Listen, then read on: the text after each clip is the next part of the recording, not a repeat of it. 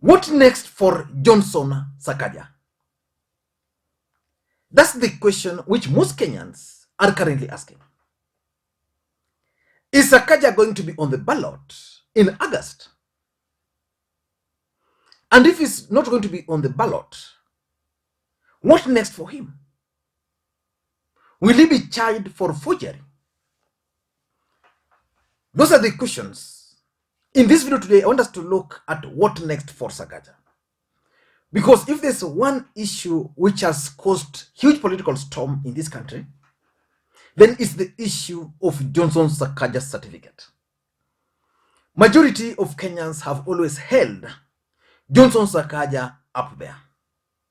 They believe that Sakaja was one of the highly educated individuals. So when he declared his interest for the Nairobi gubernatorial race, most people were happy that finally the Nairobians were going to make good choice, either for Rigathi or for Sakaja. Although I know there were so many people who always believed that Sakaja was just an educated Sonko. And who is going to blink first and last? Because from where I sit, I don't think the deep state is going to leave Sakaja just like that. They're not going to leave him. The truth of the matter is that the deep state realized Sakaja's weakness. So they're going to deal with him. The deputy president and his brigades are also not going to let it just go like that. They're going to stage a fight against the deep state.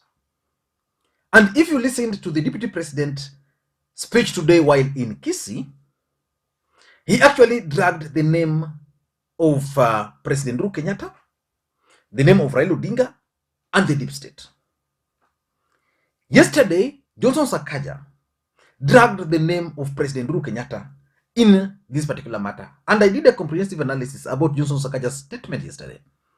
And I concluded that that statement was actually penned by someone seated in Karen. I want you guys to listen to the deputy president very briefly before we proceed, because in this video, I want us to look at what next for Johnson Sakaja. Mimi nataka niwaambie wale tunashindana na wao. Mimi nataka niwaambie chama yetu ya zamani ya Jubilee. Wacheni mambo ya Johnson Sakaja. Johnson Sakaja ni kijana wa mtaa wa Nairobi. Sakaja amesoma na makaratasi yake inajulikana. Wacheni kukoroga mambo ya Johnson Sakaja. Watu wa deep state na system wanapiga simu kila mahali. Wamepiga simu mpaka wamefikisha kule State House, kule Uganda, wakitafuta njama ya kusimamisha Sakaja asiwe governor wa Nairobi. Mimi nataka niwaambie watu wa Jubilee, tukutane kwa debe, wachaneni na Johnson Sakaja. Johnson Sakaja ako na certificate ya kutosha. Kama kuna mtu ako na certificate ambayo haijulikani, ni candidate wenu wa rais wa Azimio. Kabla hamjatuambia mambo mengi, tuonyesheni candidate wenu wa Azimio wa rais, atuonyeshe alisoma wapi na alisoma na nani na mwalimu wake alikuwa nani. Wacheni utapeli. Sakaja ako na makaratasi ya kutosha. Na nyinyi ambayo mnakorogana hapo, wacha IEBC ifanye kazi yake. Nyinyi watu wa Jubilee, tukutaneni kwa debe, na Sakaja atakuwa na debe kwa debe, na tutawaonyesha kivumbi. Tunaelewana ama tuelewani bwana? Tunaelewana? Mimi nataka niwaulize watu wa Azimio, huyo candidate wenu ya rais alisoma wapi? Alisoma nini? Alisoma na nani? Alisomeshwa na nani? Hamuwezi kujibu hiyo yote, alafu mnatuambia ako na degree. Ako na degree ya wapi?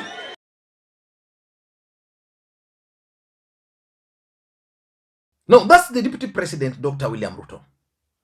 Yesterday, Oscar Sudi accused President Uhuru Kenyatta of placing a phone call to Uganda to pile pressure on the university. The truth of the matter is that if Johnson Sakaja is going to be cleared, then the credibility of IEBC is going to be put to test. If Johnson Sakaja is going to be cleared on the strength of that certificate, Team University is also going to be put on focus. And if Sakaja is going to be on the ballot, then he'll also have to deal with several issues. One of them is trust issues, because most Kenyans will no longer trust Sakaja the way they used to trust him. In fact, if you go through Sakaja's post, any post he make, it's very interesting. The pattern is just clear. Kenyans are asking him to just be a gentleman. But what next for him? In my view, and by the way, before we go into all those details, in case you're watching this channel for the first time, please take a second or two, click that subscribe button so that next time we produce a video like this, YouTube will automatically notify you. And to the subscribers, I want to continue. Thank you guys for your continued support. Without that support, this channel cannot be where it is. Now, what next for Sakaja? Number one, in my view, if I was Sakaja, what I'll do, I'll fix my image. How? Sakaja should go ahead and hire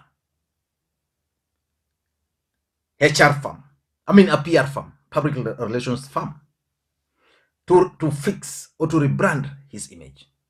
The truth of the matter is that before 2013 general election, very few people had known of the existence of a gentleman called Johnson Sakaja. President Uhuru Kenyatta had contested for the presidency in 2002 and lost. He didn't contest in 2007. So the president wanted to contest in 2013. So he was in the process of crafting a team to fix certain issues, certain aspects of his campaign. So the president, in his own wisdom, reached out to Sakaja. So Sakaja's entry into politics was about fixing the image of President Uhuru Kenyatta. Then he ended up being the chairperson of the TNA, the National Alliance Party. The rest are now history. So Sakaja has been one of the gentlemen in this country who Kenyans were looking up to, a potential presidential candidate. Now, with the issues of forgery coming up, with the issues now being new issues emerging, I think the best thing Sakaja should do is to get a PR team. This PR team will just deal with one thing: fixing the image of Sakaja, so that before the eyes of Kenyans, Sakaja will remain just the same Sakaja. I would not advocate for what Sakaja is trying to do. I would not advocate for what William Ruto is also trying to do for Sakaja. Because the truth of the matter is, why should you drag President Uhuru Kenyatta's name? Why should you drag the name of Raila Odinga? We are talking of Johnson Sakaja's certificate. If it's authentic, please, he should just provide it. If it's not there, then the team will take over from there. So in my view, the first thing Sakaja must do is to get a PR firm to manage his image. Otherwise, if that will not happen, by the time, because the deep state is like a pig, when you engage a pig in that fight, it's like, so the pig will just be happy to play along. So the deep state will be able to take Sakaja to that route, so that by the time he will get tired of it, his image would have been heavily dented. So the truth is, he needs to get a PR firm to deal with all these other things, so he can focus on his campaign. If he's intending to run, if he's not intending to run, he can take a background. But the team will actively be dealing with the issues of Johnson Sakaja. That's number one. Number two, and this is what I would advise Sakaja: withdraw from the race. Withdrawing from the 2022 gubernatorial election in Nairobi will serve Sakaja's interest. Politics is a game of interest. The truth of the matter is that whether Sakaja will be cleared to run or not, the truth is his image is now dented. He has lost a huge chunk of voting bloc. And his team, led by the deputy president, are not doing him even better. They are continuing to hurt his bid. So for me, if I was Sakaja, I would just take a back seat, say, okay, there's a day, I mean, let's fight another day. Today is not my day, and pull out. If Sakaja is going to insist on being on the ballot, number one, he's going to lose. That's the truth. There is no way after all this Sakaja, assuming 100 people were for Sakaja, they support Azimio, but they believe Sakaja was better based on his education, based on his performance. Do you think the same people would now vote for Sakaja after questions are being raised on his credentials? So he should pull out of the race. And it should be done silently. The question is, will that be the best interest of the DP? Politics is about personal interest. If that pulling out will serve Sakaja's interest, so be it. Number three, I also think that Sakaja needs to take a break from politics. You see, pulling out is different from taking a break. Taking a break would mean that after 1 year, 2 years, Kenyans shall have started forgetting, and with the support of his PR team, they'll start demanding for him. When elections will be called, he can then produce his credentials. He can organize to attend classes. I was reading a tweet by Sonko. Was it a Twitter or Facebook page? And I really laughed. Sonko was saying that for him, people know him with keeping evidence. Then he shared photos of his graduation, how he used to attend classes. And he told the Kenyans that they should be prepared that because he's soon giving another evidence of PhD. So I think Sakaja needs to take a break, then make a comeback later. That's the best he can do. If he's going to play politics now, he's going to get into mud. And I don't think that will serve his interest. Now, and lastly, he can also play the victim card. What I'm seeing William Ruto is doing, dragging the name of Raila, dragging the name of Uhuru, dragging the name of any other person. He can play victim.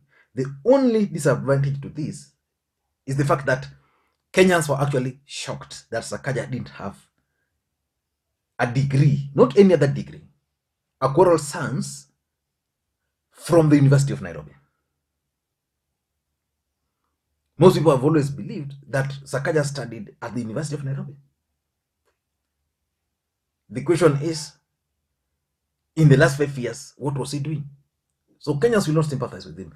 But sympathy, if he can find a better way of playing victim, then he will win sympathy and wait for the right time. Thank you guys, and please may you have a good day. Bye-bye.